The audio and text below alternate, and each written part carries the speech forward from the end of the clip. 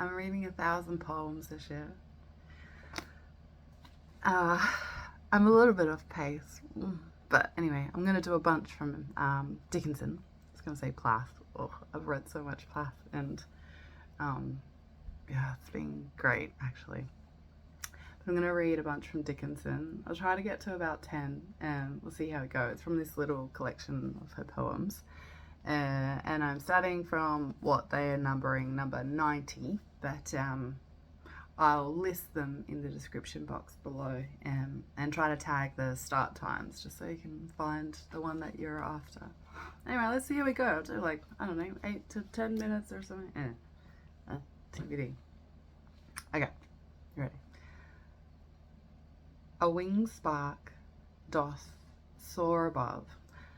I never met it near, for lightning it is oft mistook, when nights are hot and sere.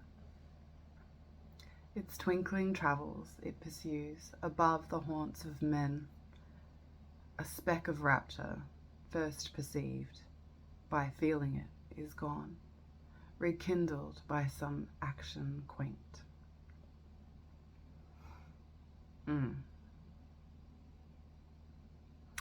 Oh, there's a little bit more on there. Don't think she's talking about birds in that one. Well, birds plus, you know. Alright, 91.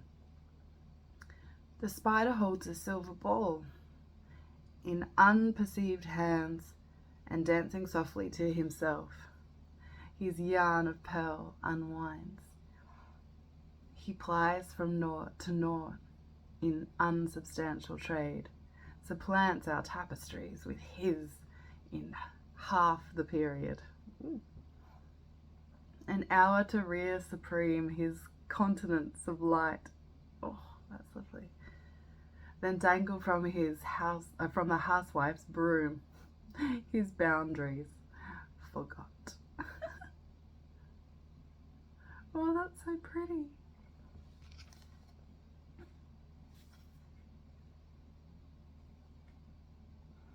Probably get, you know, ruined when they need to sweep.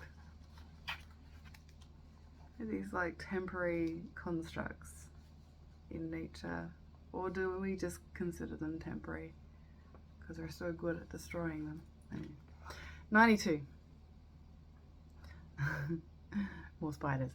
A spider sewed at night, without a light, upon an arc of white.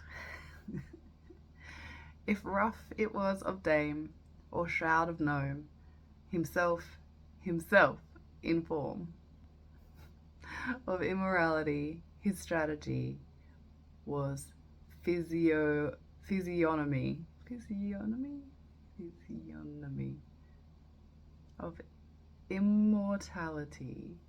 His strategy was physiognomy. Anyway, sorry. I don't read these before I do these videos, right? So I'm trying to do 1,000 in a year. I can't be like pre-reading everything. It'll be like 3,000 a year, otherwise 2,000, 3,000, 4,000. Anyway, all right, number 93. A spider as an artist has never been employed, though his surpassing merit is freely certified by every Broom and Bridget throughout a Christian land, neglected son of genius. I take thee by the hand. Alright, 94. I'm finding it awkward where to put the book in the frame. You don't need to see me. Okay, 94. His mansion in the pool, the frog forsakes. He rises on a log, and mistakes makes. Oh, sorry. And statements makes. His auditors 2 worlds deducting me. The orator of April is hoarse today. His mittens at his feet, no hands hath he. His eloquence a bubble, as fame should be. Applaud him to discover, to your chagrin, Demosthenes has vanished in waters green. Alright, I have to write that one down because I don't know what Demosthenes means. Tell me. Tell me what it means. See if you can tell me before I look it up. Anyway. Alright, 95. Oh no, I've done this one before. Anyway, it's wonderful. I'm nobody. Who are you? Are you nobody too? There's a pair of us. Don't tell. That advertise, you know. How dreary to be somebody. How public, like a frog. To tell one's name the livelong June to an admiring bog. I have done that one before. So I'll have to do an extra. I'm nobody. Who are you? 96. The long sigh of the frog upon a summer's day enacts intoxication upon the reverie, but his receding swell substantiates a peace that makes the ear inordinate for corporal release. Corporal release? Corporal release? I'm just kidding. I think. 97. His feet are shod with gauze. His helmet is of gold. His breast a single onyx with chrysoprase inlaid. Oh gosh. Chrysoprase inlaid. His labor is a chant. His idleness a tune. Oh, for a bee's experience of clovers and of noon. So cute. I don't know what chrysoprase is. Chrysoprase. Anyway. 98. Like trains of cars on tracks of plush, I hear the level B. Ajar across the flower goes, their velvet masonry withstands until a sweet assault their chivalry consumes, while he, victorious, tilts away to vanquish other blooms. I'm gonna say something and I'm really into trains these days. I know that has all sorts of connotations, but I'm gonna leave it at that and you can just enjoy. Read into it how you want. Alright, 99. Bees are black with gilt surcingles. Oh my god, I don't know what that is. Surcingles. Surcingles. Ooh. Bees are black with gilt surcingles. Buccaneers of buzz ride aboard in ostentation and subsist on fuzz. Oh, I love it. Fuzz ordained, not fuzz contingent. Marrows of the hill, jugs, a universe's fracture. Could not jar or spill. Oh. Subsist. And fuzz is like capitalized in this whole thing too, so it's sort of like I don't know why I'm like delighting in that so much. Anyway, alright, 100. Poem number 100 that I've read from Dickinson. Alright, here we go. His little hearse-like figure, unto itself a dirge, to a delusive lilac, the vanity divulge of industry and morals, and every righteous thing for the divine perdition of idleness and spring.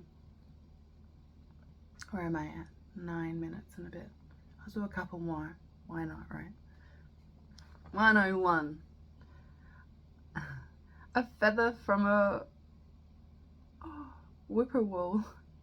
Is that a bird? Oh my gosh, I've got to look these birds up. I'm not in New England where she was, so these are all kind of new to me. Yeah.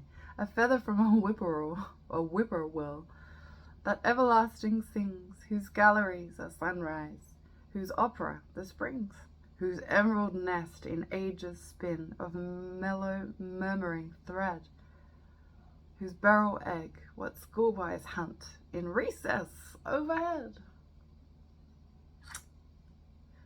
Oh, I'm gonna have to look it up. Do they really have emerald nests? Yeah, they sound divine. Okay, I think that's probably good, right? I mean, I'll keep going at some point, but yeah.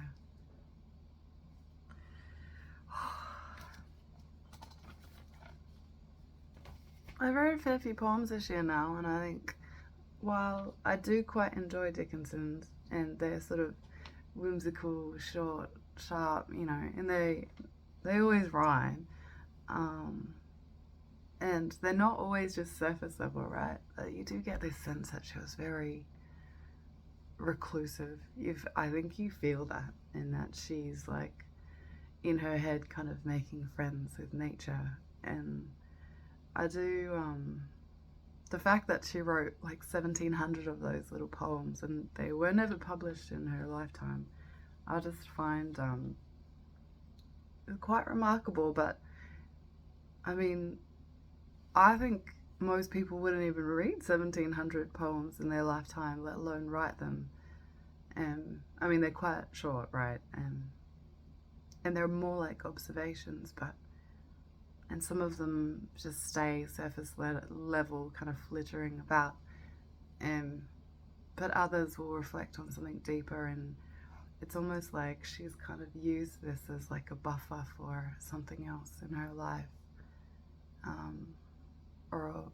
Yeah, I don't know. Anyway, I guess I've read 100, so maybe when I've read 500 of hers, which I think I have to in order to get to this 1,000 mark that I'm aiming for.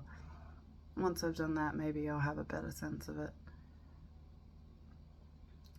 They're all so different. This is the thing, but she's quite different. So to the other poets that I'm reading. Anyway, I'm sure you don't really. I don't know if my rambles are. Yeah, I'm not a literature person, really. I'm doing this to learn more about it and learn about me and learn about the world. And anyway, so I'm probably really far off.